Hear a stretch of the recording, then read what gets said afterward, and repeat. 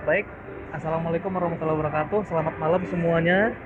Selamat kembali di program hashtag Programmer Gabut. Jadi alhamdulillah ini episode kita yang kedua.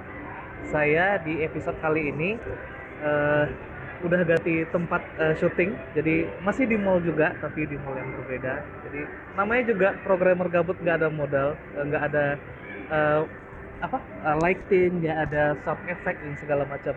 Nah, jadi kita di video kali ini saya ingin fokus untuk kita belajar tentang basic JS dulu. Nah, tapi sebelum itu saya coba sedikit intermezzo. Eh, Zaman dulu, seera belum ada YouTube belum begitu populer, kemudian kita belum ada chat GPT pastinya, itu kita belajarnya bahasa PHP, kemudian ada Python juga, kemudian ada Ruby on Rails, kemudian saya juga cicipin C dan Java. Oke. Nah, akhirnya saya di antara banyak bahasa tersebut saya memilih untuk fokus ke JavaScript. Nah, alasannya banyak hal yang bagus di JavaScript, tapi terutama adalah aksesibilitasnya. JS ini ada di mana-mana, ada di tablet, ada di handphone, ada di desktop, ada di berbagai perangkat yang bisa menjalankan komputasi, bahkan masuk Raspberry Pi sekalipun. Nah, jadi saya bisa make sure kepada kalian kalau kalian menguasai JS, kalian bisa bikin aplikasi dalam bentuk apapun. Oke. Nah, ini yang saya tunjukin kepada kalian di layar sekarang itu adalah tempat saya belajar pertama bahasa JavaScript. Nah, walaupun ini daftar pelajarannya panjang banget, tapi yakinlah bahwa tidak semua yang perlu dipelajari, sesuai hobi dan minat aja. Dan saya sudah mengemas em, bukan kurikulum ya, daftar hal-hal yang penting untuk kalian ketahui, pelajari dan coba dalam sebuah video singkat ini. Nah, jadi makanya saya tidak mau bertele-tele. Daripada saya ngebacain apa yang ada di website mereka, mendingan saya praktikin langsung kepada kalian apa yang biasa saya pakai, mulai dari pengembangan aplikasi buku tamu pernikahan sampai kepada sistem informasi rumah sakit terintegrasi. Oke. Nah, jadi ini silahkan kalian catat linknya kalau mau belajar apa yang saya pelajari. Tapi di video kali ini kita akan fokus mengerjakan dari aplikasi Kiwi Browser. Oke. Jadi kita panggil Kiwi dulu. Nah, ini sudah ada. Seharusnya di episode kemarin kalian udah ini ya, install aplikasi Kiwi Browser seperti yang saya sarankan, dan kalian bisa ngikutin apa yang di layar saya. Tekan tanda tambah, oke, sampai ada muncul new tab seperti ini, lalu tekan option, kemudian pergi ke area bawah, itu ada developer tools yang kalau diklik akan memunculkan panel seperti ini. Oke, jangan panik dengan tulisan merahnya, itu hanya error log, dan kalian bisa bersihkan layarnya dengan Ctrl L. Jadi Ctrl L ya. Nah, oke. Saya bikin daftar isi dulu apa yang akan kita pelajari ke depan. Ini daftar isi ya. Daftar isi itu ada, kita akan belajar satu tentang bentuk data. Kemudian saya akan belajari tentang himpunan. Ini himpunan sih. Udah, biar aja gini. Kemudian methods. Oh, jangan methods dulu deh. Kita belajar fungsi. Habis belajar fungsi, kita belajar methods. Habis itu kita akan belajar tentang kondisi. Oke, kondisi. Nah, ini sengaja saya bikin dalam bentuk yang sederhana aja ya. Untuk data, fungsi, methods, kondisi, udah kayaknya ini cukup deh. Ya, siap. Kita mulai ya. Kita belajar dulu dari bentuk data primitif. Oke, kalau misal di dalam dunia pemrograman itu hampir mirip semua. Jadi kalau angka itu bentuknya seperti ini. Angka 2. Teks misalnya Ricky. Kemudian ada bentuk berkoma, itu misalnya 0,7 misalnya. Nah, ini adalah bentuk data yang paling dasar. Oke. Oh, ada juga ini boolean. Boolean itu salah benar. Bentuknya begini. False, salah, ini false. Kemudian ada benar, ini true. Dah, ini doang. Silakan pause video ini dan coba di browser kalian masing-masing. Kalau udah, silakan balik play tombol play-nya. Oke. Kemudian saya akan ajarin kalian tentang himpunan. Himpunan tuh gini. Oke. Dia bisa menyimpan 1, 2, 3, 4, 5 atau angka yang terserah lah. Bisa nama juga himpunan Ricky, Udin, Sinta. Oke, ini himpunan. Boleh juga kita ganti daftar angka, misalnya 3, 8, 7 misalnya. Oke. Kemudian cara memanggilnya, kalau cara memanggilnya himpunan. Oke. Daftar angka. Tapi saya hanya ingin mengambil salah satunya aja, Pak. Boleh dong. Nah, himpunan 0. Nah, jadi di dalam JavaScript indeks itu dimulai dari 0. Oke. Tidak ada hubungannya dengan Pertamina, tapi prinsipnya sama. Oke. Jadi kalau misalnya kalian ingin ngambil yang terakhir, hitung aja 0, 1, 2 Sinta, kan? Berarti himpunan kedua sudah pasti isinya Sinta. Nah, oke, kayaknya cukup ya untuk himpunan. Kemudian ada bentuk berikutnya adalah objek. Objek itu adalah sebuah bentuk data yang isinya bukan daftar memanjang begitu, tapi dia ada pasangan key dan value. Nah, key-nya itu adalah misalnya nama, jangan objek dong, misalnya orang ada Ricky, kemudian ada umur 17, enter. Nah, orang Ricky umur 17. Nah, kalau misalnya pengen ngambil umurnya aja, orang umur. Oke. Nah, gimana kalau kita ingin menambahkan sesuatu di dalam orang? Misalnya orang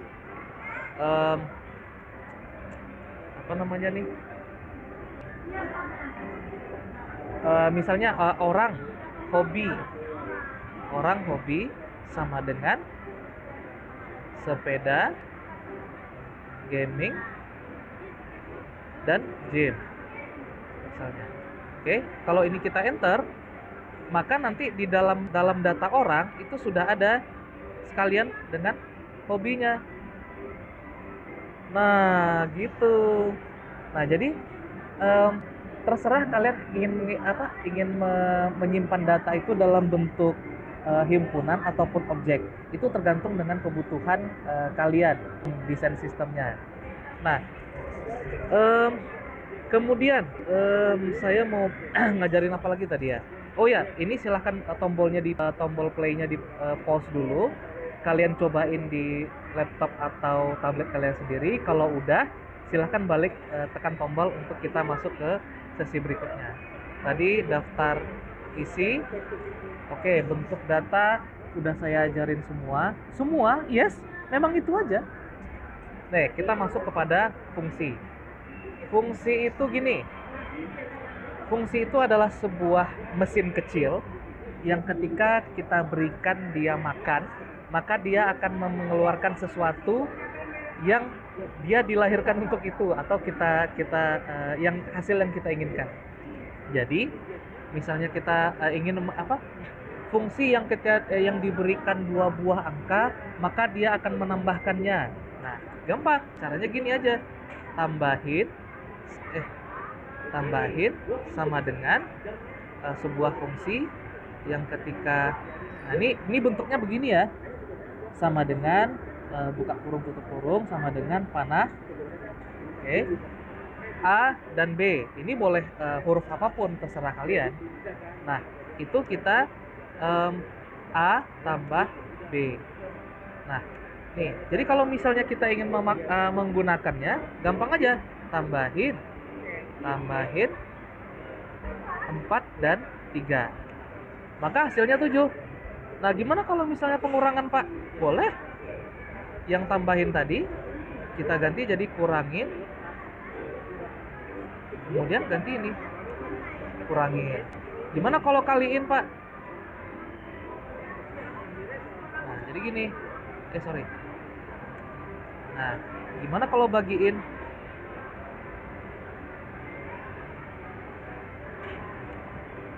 Oke. Nah gitu aja. Nah jadi contohnya kalau misalnya kita panggil satu-satu lagi tadi, ganti jadi kurangin, hasilnya 1. Kalau jadi kaliin jadinya 12. Kalau ganti jadi bagiin jadi 1,33. Udah gitu aja. Nah inilah yang namanya fungsi. Simple, sederhana, tidak perlu logika yang ribet-ribet seperti dalam bahasa pemrograman yang lain. Oke? Cukup tentang fungsi, cuma itu aja. Kita kembali ke daftar isi. Nah, berikutnya saya akan mengajarkan kalian methods ya. Ini namanya array methods. Jadi yang paling populer digunakan tuh ada 3. Map, filter, reduce ya. Jadi anggaplah kita udah bikin himpunan tadi. Bukan, daftar angka. Oke, daftar angka 3, 8, 7 ya. Kalau kita bikin daftar angka saya ingin angka ini semuanya dipangkat 2 kan. Wah, gimana tuh caranya? Repot kan? 3 kali 3, 8 kali 8, 7 kali 7. Nah, nggak usah repot. Caranya gini aja, daftar angka, map, setiap item itu I kali I. 96449. Wah, luar biasa. Sesederhana itu. Tidak butuh logika yang kompleks. Nah, gimana kalau ini bentuk yang map ya. Jadi ini bisa kalian gunakan untuk angka, untuk teks, untuk array, untuk objek, terserah, itu tergantung desain kalian. Yang saya tunjukkan kepada kalian ini adalah versi sederhananya yang bisa kalian coba sendiri. Nah, berikutnya saya ingin ajarkan tentang filter. Nah, daftar angka filter. Oke, filter ini adalah sebuah method yang ketika kita kasih sebuah kondisi, maka dia hanya akan mengembalikan anggota himpunan yang memenuhi kondisi tersebut. Misalnya nih, daftar angka filter yang lebih dari I-nya lebih dari 3. Nah, dia akan mengembalikan 87. Nah, tapi kalau misalnya kita bikin filternya harus lebih dari 9, ya nggak ada, kosong. Nah itulah filter, cuma gitu aja. Oke. Nah berikutnya yang terakhir itu ada namanya reduce. Nah jadi kalau tadi ditambahin ya, tambahin itu kan hanya bisa menerima 4 dan 3. Kalau misalnya kita tambahin 5 dan 9, dia akan tetap kembalikan 7 karena dia hanya didesain untuk menerima 2 angka pertama. Terus gimana dong kalau misalnya kita butuh sebuah fungsi yang ketika diberikan sebuah array himpunan panjang yang tidak tahu jumlahnya berapa dan dia jumlahkan semuanya. Fungsi tambahin biasa nggak akan mempan. Berarti kita harus bikin sebuah himpunan baru, buat fungsi baru yang namanya yang berbahan dasar reduce. Contohnya kayak gini, daftar angka reduce. Perhatikan ya.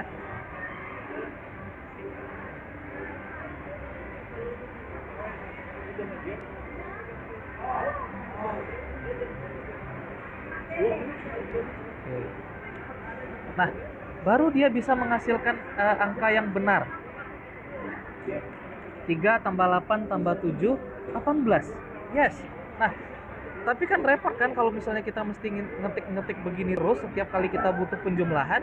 Ya udah, bikin aja fungsi penjumlahan. Penjumlahan sama dengan fungsi yang ketika menerima himpunan, maka dia akan ini kita copy dulu. Penjumlahan sama dengan fungsi yang ketika diberikan himpunan, maka akan mengembalikan ini himpunan reduce tumpukan ada. Nah, berarti kalau kita misalnya penjumlahan, kita berikan sebuah daftar angka, maka dia bisa menghasilkan seperti itu. Jauh lebih bersih, clean. Bahkan kalau kita mau ganti himpunan yang baru bisa aja 1, 2, 3, 4, 5, 6, 7, 8, 9, 45. Nah, contohnya gitu. Oke. Nah, itu map, filter, reduce dah diajarin. Silahkan pause dulu videonya untuk mempraktekkan apa yang saya ajarin di beberapa detik yang lalu. Oke. Kalau udah kelar dan siap move on ke apa yang berikutnya, kita masuk ke kondisi. Oke, jadi dalam dunia pemrograman udah biasa yang namanya if else. If, else, else if, else if, else if, else if sampai else lagi. Nah, di dunia paradigma fungsional bahasa JavaScript, tidak ada satupun kode saya yang pakai if else. Saya ulangi, tidak ada. Ya. Tidak ada for loop, tidak ada if else, tidak ada switch break, apalagi objek-objek OP seperti itu nggak ada. Nah, jadi kita kan semua tahu kalau yang namanya sistem software itu yang namanya software itu adalah kumpulan dari aturan jika maka. Nah, bagaimana caranya kok bisa software nggak ada if else sama sekali? Nah, ada penggantinya namanya short circuit. Itu bahasanya programmer di luar. Short circuit itu kan artinya konslet ya. Nggak representatif juga sih. Kalau menurut saya dia logika on, or dan and. Nah, jadi gini, saya tunjukkan ya, true or true.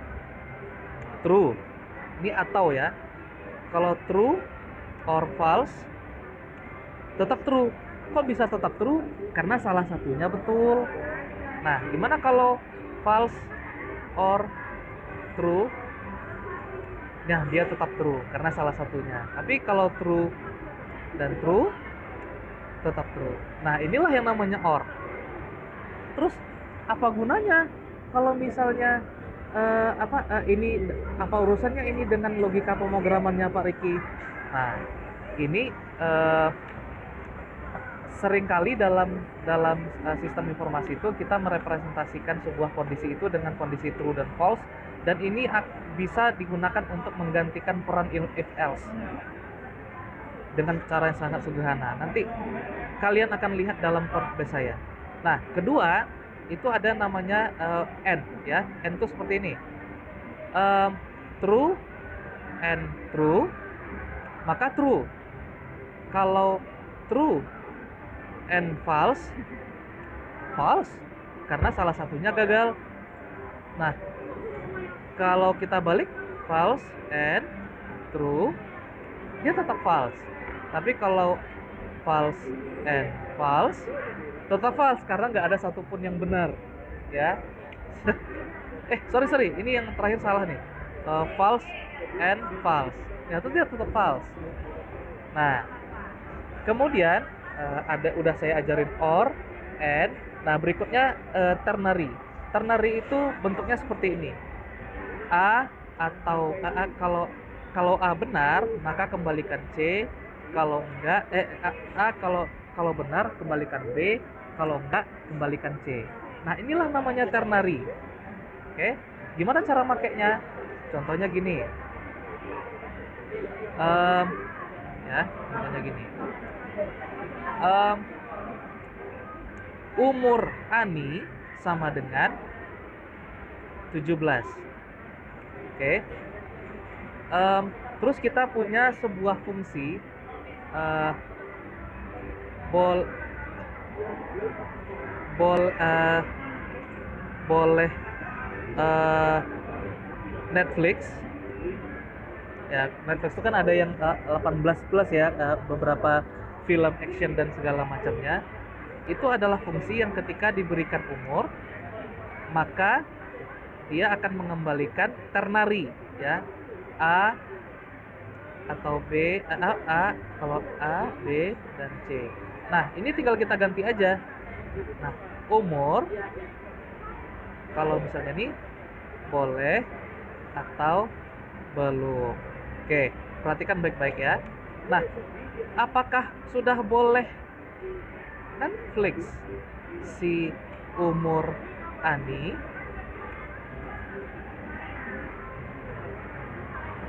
Oh, salah, sorry. Ini bukan gitu cara nulisnya. Apakah umur Ani sudah di atas 18 tahun? Nah, kita panggil lagi. Oh, belum. Tapi kalau misalnya kita ganti logika ternarinya menjadi atau misalnya kita update umur Aninya. Umur Ani sekarang sudah 19. Nah, kalau kita panggil fungsi yang sama, dia berubah menjadi boleh. Nah, coba bayangkan hanya dengan satu baris ini kita sudah bisa membuat sebuah program yang menyatakan seseorang itu boleh atau belum nonton Netflix misalnya. Nah, ini kalau dalam bahasa pemrograman lain ini bisa lebih kompleks lagi. Bersyukurlah JS bisa sesederhana ini. Oke, jadi ini silahkan kalian pause videonya dulu dan praktekkan sendiri di browser laptop atau tablet kalian, baru nanti play video ini lagi. Nah, kita kembali ke daftar isi. Nah, bentuk data udah, fungsi udah, metode udah, kondisi udah. Jadi apa yang saya ajarkan kepada kalian ini itu adalah 95% bahan yang saya gunakan untuk mengembangkan seluruh aplikasi yang pernah saya lakukan selama ini. Oke. Mulai dari aplikasi buku tamu wedding sampai kepada sistem informasi rumah sakit terintegrasi. Yes, saya jujur, memang itu aja semuanya. Dan betapa hematnya waktu, tenaga, dan pikiran kita kalau kita bisa menyederhanakan paradigma dan mengekspresikannya melalui bahasa JS yang sederhana seperti ini. Nah, boleh aja kalian belajar dari tutorial YouTube atau artikel di internet atau dari AI ChatGPT, Gemini atau Meta, bebas. Tapi ingatlah bahwa yang kayak gitu biasanya kalau AI yang kayak gitu menyarankan kalian akan menggunakan paradigma fungsional yang jauh lebih kompleks daripada apa yang saya ajarkan. Oke. Nah, kayaknya apa yang saya targetkan tuh udah tercapai di pertemuan kali ini, dan target saya minggu depan kita udah mulai masuk belajar tentang BitGet. Jadi itu adalah framework pengembangan aplikasi yang saya kembangkan sendiri, yang bisa memungkinkan kalian untuk membuat aplikasi hanya dengan menunjukkan skemanya aja. Jadi ini tidak pakai AI, natural intelligence. Oke. Dan saya berpesan, sedikit curhat juga, akhir-akhir ini di Instagram saya sering lihat iklan-iklan kelas-kelas online motivator yang menunjukkan ngapain aja programmer sampai hari ini belum bisa menghasilkan 500 juta per bulan, 1 miliar per bulan. Lah, emangnya programmer harus kaya gitu? Saya juga sampai sekarang belum kaya raya, tapi saya menikmati pemrograman ini sebagai hobi, sebagai eh, game yang kompleksitasnya lebih tinggi daripada yang saya mainkan selama ini, dan bagi saya ini semuanya menyenangkan. Nah, jadi bagi yang berharap bahwa saya mengajarkan kalian agar bisa karya raya cepat seperti yang dijanjikan di Instagram, saya tidak seperti mereka. Dan ini adalah kelas hobi akhir pekan #programmer gabut untuk orang-orang yang ya ingin berbagi kesenangan lah melalui coding. Dan saya percaya bahwa semua orang berhak ngoding apapun prodi yang dia ambil, dan saya adalah buktinya. Oke, saya tidak sabar untuk berbagi lebih banyak kepada kalian di minggu depan. Saya harap kalian khatamkan dulu apa yang ada di pertemuan kali ini, karena kalau kalian sudah mencoba, nanti kalian tidak akan kaget-kaget lagi dengan struktur kode yang akan saya bagikan minggu depan. Baik, terima kasih telah berbagi akhir pekan di malam minggu ini bersama saya #programmer gabut. Sampai jumpa minggu depan. Assalamualaikum warahmatullahi wabarakatuh.